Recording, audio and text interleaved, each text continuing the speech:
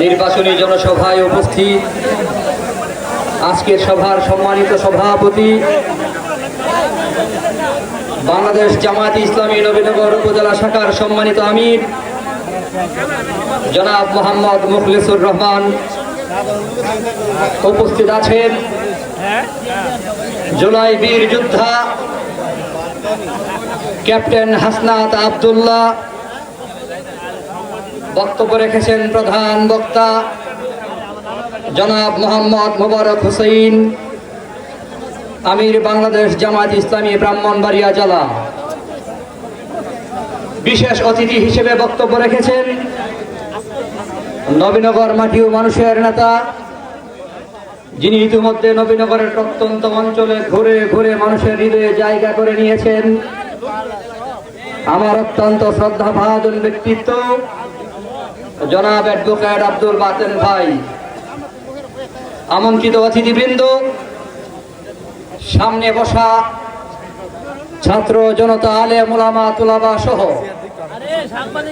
নবীনগরের সর্বস্তরের জনতা, উপস্থিত আছেন মিডিয়া কর্মী ভাইয়েরা,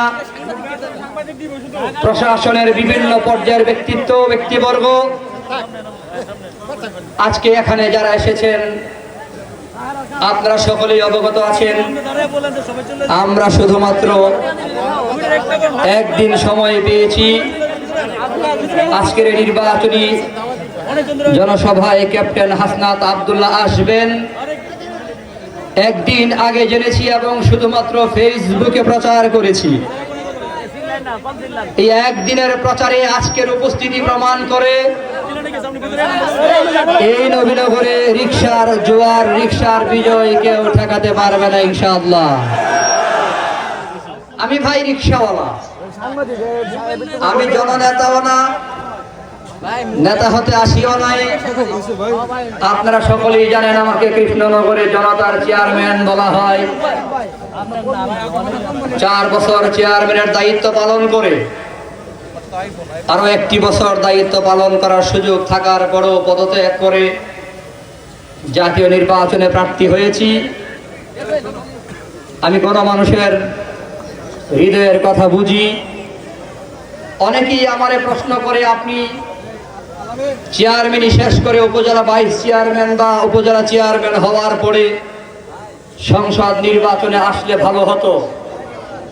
তখন আমি জবাব দিয়েছি, আমার প্রতিপক্ষ যারা আছেন অথবা আমি যাদেরকে প্রতিযোগী মনে করি, আরো যে কয়জন প্রার্থী আছেন, আমি তো তাদের মধ্যে অন্তত চেয়ারম্যানের দায়িত্ব পালন করে আসছি। ওনাদের প্রশ্ন করেন নাই যে আপনারা আগে কোন চেয়ারে বসেছিলেন?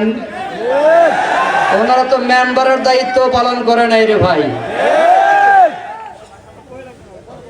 আমি আমার বৃহত্তর 22 মৌজা, সেখানে 2007 থেকে সালিশ করেছি।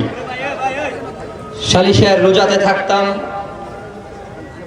বৃহত্তরে 33 মৌজার মানুষ আমাকে চেয়ারম্যান হওয়ার আগের থেকেই চিনে। আমি একজন সমাজ সেবক, সালিশকারক হিসেবে মুরব্বীদের কাছে ছিলাম।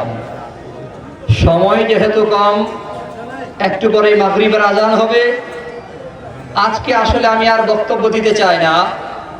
আমরা জুলাই বীর যোদ্ধার বক্তব্য শুনতে আসছি, আমিও শুনব। শুধুমাত্র আপনাদেরকে ধন্যবাদ জানাই। আপনারা আমার মতো একজন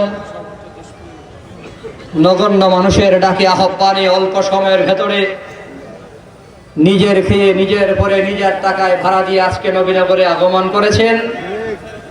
আপনারা জানেন আমার টাকা নাই, মাথা পিছু 500 টাকা দেওয়ার যোগ্যতা ক্ষমতা আমার নাই।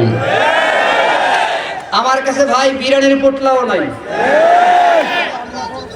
আমার কাছে কালো টাকাও নাই, আছে শুধু ভালোবাসা। আপনারা জানেন আমার মার্কা হলো রিকশা।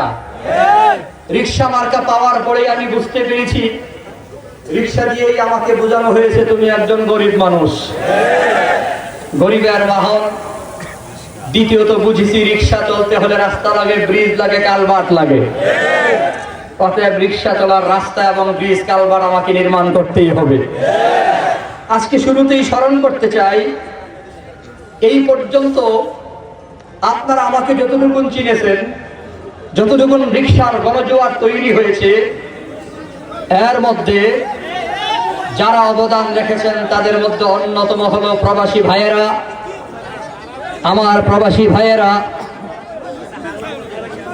প্রত্যেকের আত্মীয়র বাড়িতে ফোন করে করে বলে দেন, আমি অনেক জায়গায় গিয়ে শুনেছি হুজুর আপনাকে ভোট দেব। কেন? আমার ছেলে বিদেশ থেকে ফোন করেছে।